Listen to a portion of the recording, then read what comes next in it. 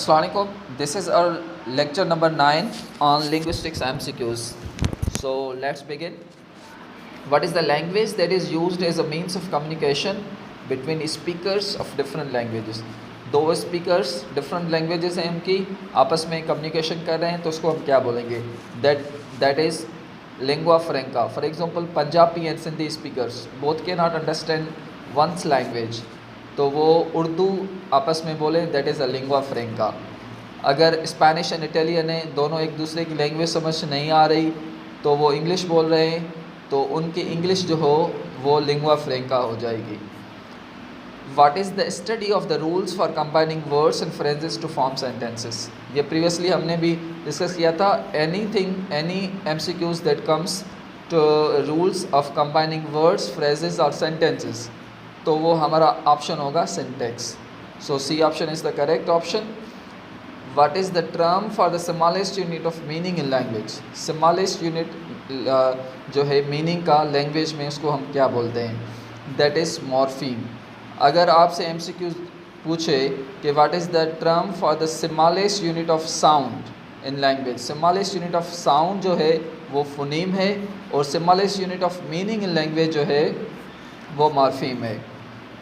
Which of the following theories suggests that language is innate and hardwired into the human brain? Language जो हैं वो innate है और hard wired है human brain में, तो उसको हम क्या बोलेंगे? That is cognitive linguistics. तो हम उसको बोलते हैं cognitive linguistics.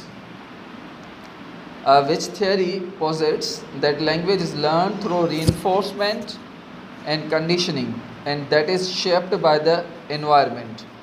Any theory, any MCQs that is deals with the reinforcement and conditioning, response and stimulus, or you can say response and stimulus, वो हमारी behavioral linguistics हो जाएगी या behavioral theory हो जाएगी. तो A option is the correct option.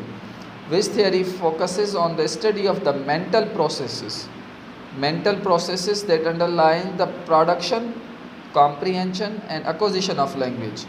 mental process हो मगर उसके में production हो, understanding हो और acquisition of language हो, तो उसको हम बोलेंगे C option is the correct option, generative linguistics या generative theory. Which theory emphasizes that social and cultural factors that influences language use and variation? जो थियरी एम्फेसिस करे सोशल एंड कल्चरल फैक्टर्स को influence करे और language use and variation में, तो उसको हम क्या बोलतेंगे? Socio linguistics. Beats it deals with the social and cultural, तो social linguistic B option is the correct option. Next MCQs is which theory proposes that language is acquired through imitation and repetition. You have to focus on the words of the MCQs. आपको MCQs के words पे focus करना है. Imitation word आए and repetition आए and that is reinforcement आए या punishment आए, ठीक है, तो या स्टिमुलस एंड रेस्पॉन्स आए, तो that deals with the behavioural theory, तो वो बिहेवियरल थ्योरी है या फिर बिहेवियरल लिंग्विस्टिक्स है, तो A option is the correct option. Which theory suggest that language is a complex system? वो कौन सी थियरी है जो हमें बताती है कि लैंग्वेज जो है वो कॉम्प्लेक्स सिस्टम है that emerges from the interaction of simple processing units in the brain. वो इमर्ज करती है interaction of simple processing units in the brain, तो हम इसको बोलते हैं कनेक्शनिस्ट लिंग्विस्टिक्स या कनेक्शनिस्ट थियरी, तो B option is the correct option.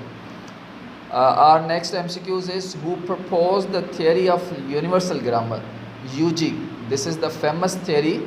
ये एक मशहूर थियरी है. किसने दी? UG की थियरी किसने दी या यूनिवर्सल ग्रामर की थियरी किसने दी?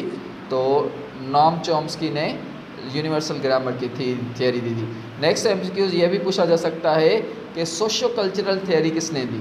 तो सोशो कल्चरल थियरी जो है वो BF स्किनर ने दी थी.